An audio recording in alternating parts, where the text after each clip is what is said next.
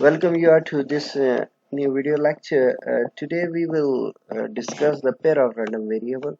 That is your chapter number 4 in your book. So normally before this we discussed two types of random variable, but we discussed the individual random variables.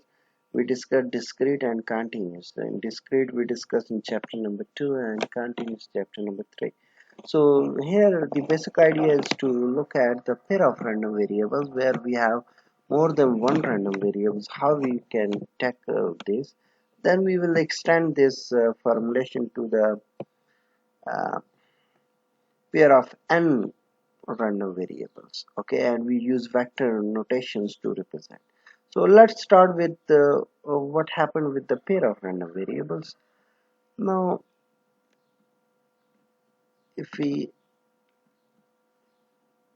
first of all, so we have to define before I told you that normally when we discuss the random variables, continuous or discrete, we normally define the CDF. So here the CDF is represented by the pair. Instead of representing only single variable x, here we have x and y, so we write in terms of pairs x comma y. So we call it a joint cumulative distribution function. So what is the difference from the previous? First is that we introduce a new word named joint CDF, and we wrote both random variables with comma here so that we represent as a pair of random variables. Now after that we will discuss the joint probability mass function that is also based on pair of random variables. Then we discuss the joint um, probability density function. Okay, so let's start it with the first definition.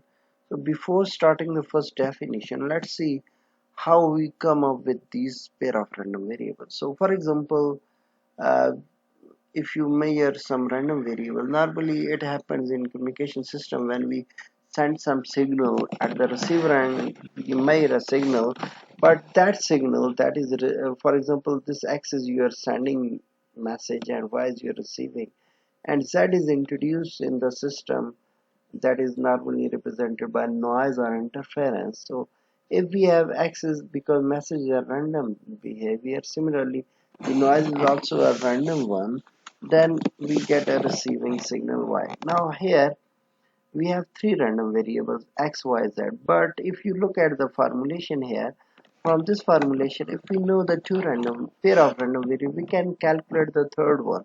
For example, if you know x and z, you easily find out y. Similarly, if you know x and y, you easily find out z. So respectively, if you know y and z, you can find x. So it is only possible if x and z are independent. So you can get any pair to find out the next number. Now the first definition is known as joint cumulative distribution function. So we know the CDF, but we just look at how it represents in terms of pair of random variables. So CDF basically accumulate the probability, okay, to the left of a number, right?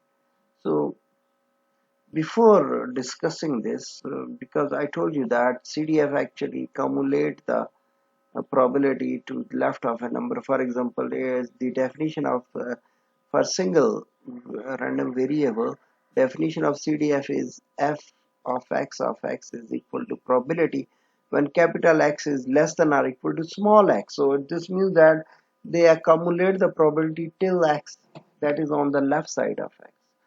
So for that reason, when we have a pair that is x and y, so in that case capital X is less than small x and y is also less than small x. So when we are looking both these numbers, we are not on this line where we say that this is left of this, but we have to go vertically as well. When we do that, we come up with an area.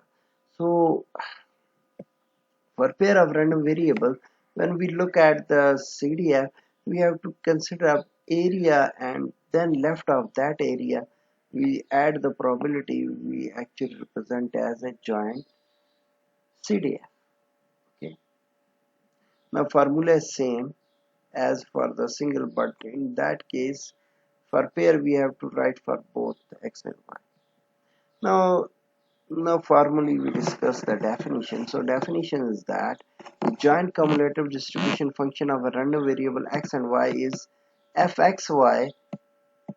Instead of x we wrote comma y because there are pairs. So this is same definition. Probability capital X is less than or equal to small x, but comma we also write for y same definition, capital Y is less than y. So this is known as joint cumulative distribution. Now to calculate the joint cumulative distribution we need some theorem to solve this problem. So that theorem says that if you have a pair of random variable x and y, so this joint CDF is between 0 and 1. As we know that this is always the case because it will follow the axioms of probability that we discussed in chapter 1. So this means that CDF is always between 0 and 1. Second thing is, if CDF is for x is less than or equal to infinity, is actually 1 for single variable, but if both infinity, then it is joint CDF is also equal to 1. Now for calculating the CDF of x from the joint CDF, how you do that? You just put instead of y equal to infinity. So in that case, this becomes the CDF of x. Similarly for y, put x equal to infinity in joint CDF. You easily calculate the y. So the next is what happened. If you remember, when CDF we calculate as minus infinity, we said that CDF is 0. Similarly, same thing happened. If any variable is minus infinity, x or y, we have joint CDF is 0. But same thing for y is also hold. If here y is minus infinity, if x is infinity is 0. Now if we have some pairs that x and y and x1 y1 and x is less than x1 similarly y is less than equal to y1. So if this is the case, then CDF will follow this phenomena that xy is less than equal to of xy for x1 y1. So this is the theorem. This help us a lot to solve the probability problems. Now let's consider an example and look at how it is represented. So this is an example where CDF is represented which has with example has X represent the years in the age of children entering first grade and Y is the year of the age entering second grade. Okay, so for that case joint CDF is given to us. Look here, when X is less than 5 is 0, when X is less than 6 is 0. For interval between X is 5 and 6 and Y is 6 and 7, we have this relation X minus 5 times Y minus 6. Similarly, for X is greater than 6 and Y is between 6 and 7, we have this interval. So this is the way we represent the CDF here. Now question is find CDF of X and Y. Now we have to move to previous slide where we discussed this thing. When we have to find the CDF of X, what we have to do? We have to put infinity instead of Y. Now we do same thing here. We put infinity here so that we can find out this CDF of f of x. When I put infinity here, look here, I have to replace y by infinity. So in first equation there is no y, no replacement required. We have this as it is. In second equation we look for y. If I put y infinity here, this will violate the constraint, so I remove it. So I left only the first row. We will move to next one. I again put instead of y equal to infinity, instead of y equal to infinity, again infinity. It is not possible that joint PDF is equal to infinity. Why? Because of the theorem. Theorem says that joint PDF is between 0 and 1. So we have to remove this line. So we remove this line and that line from the CDF of x. Now we move to this one. Again, this is infinity. This is not possible. we we have this line x minus 5 where we remove y because y is not part of representation here. So again 1. So for x we have 0, x minus 5 and 1. X0 is when x is less than 5, x minus 5 when x is between 5 and 6, 1 otherwise. Similarly for y, what I have to do, I have to put infinity. Again, this is violated, I remove this one. But the next one I have to retain. Again, I have to remove this one, but this one I have to retain. I have to remove for x1, and last one I have to retain. For y, we have 0, y minus 6 and 1. For y between 6 and 7, y is less than 6 is 0, otherwise 1. Now look at the solution of this example. Now look here, we had the same result as I told you we get for x and y. Now we have another theorem that says that if we have interval where x varies between x1, y1, similarly y varies between y1 and y2. If we want to find the probability, how we use the CDF to do that. Similarly, we are interested in joint CDF. So look here, for joint CDF, if you have x2, y2 and x1, y1 is with positive sign. Otherwise, the joint PDF you have to minus with x2, y1, similarly with x1 and y2. So this is the theorem that gives us a formula to calculate the probability within the interval of x and y.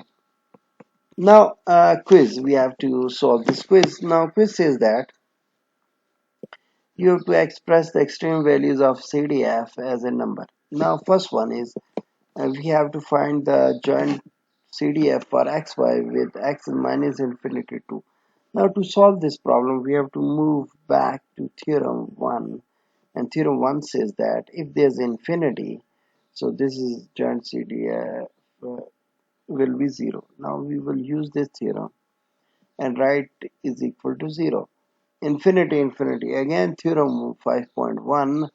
It says that infinity, infinity is 1. Just we put 1 here.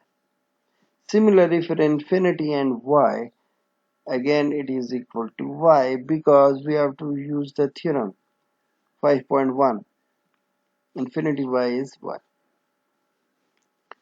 CDF of y. Again, we have infinity and minus 1. This is interesting.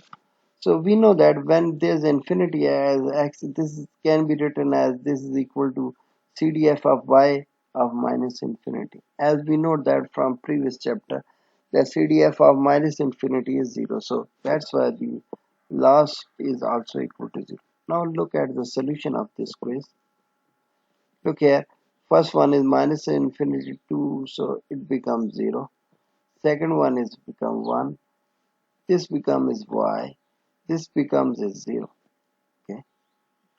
Now the next topic is joint probability mass function. Now the only difference is in CDF we have less than, in joint we have equal to. Now the definition is that the joint probability mass function of discrete random variable x and y is equal to probability of x equal to x comma y equal to small y. Now problem, we have two integrated circuits here. Okay. Now we have to do test and we know that either it is accepted or rejected.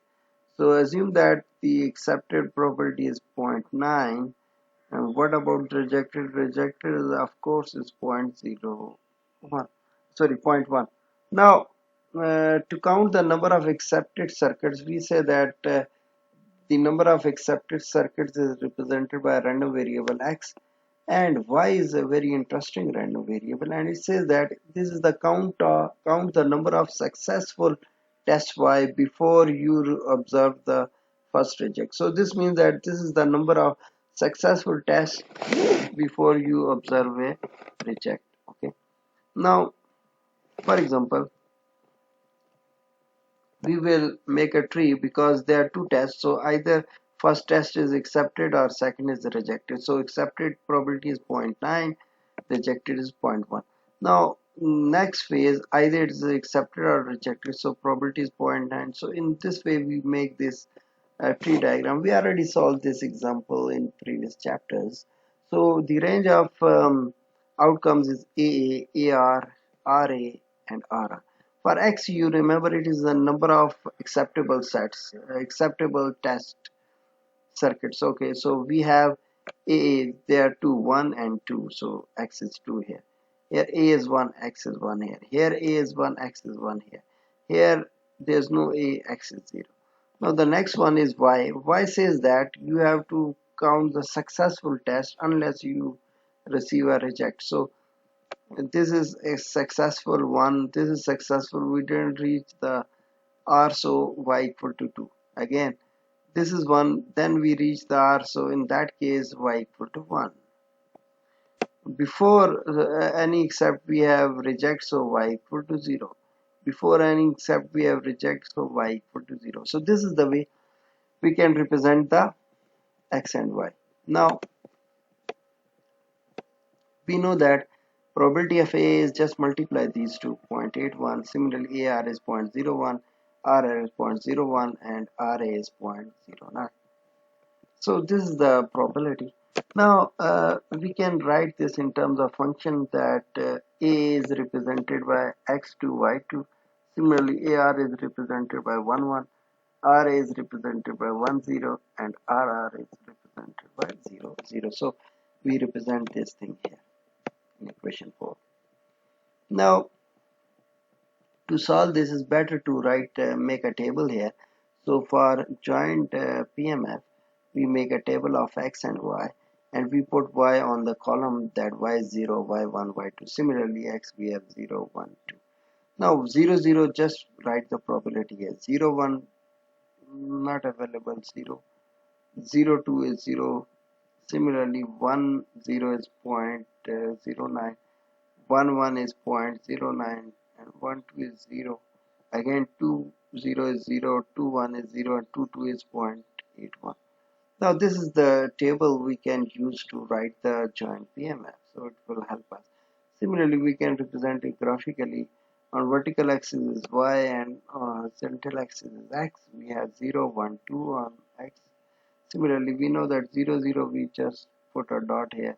We know that 0, 1, put a dot here, 1, 1, put a dot here, and 2, 2, put a dot here. Now just write the probability on top of it. After that, you can write it in terms of equation. So I will stop here. We will continue further next uh, video lecture. Thank you.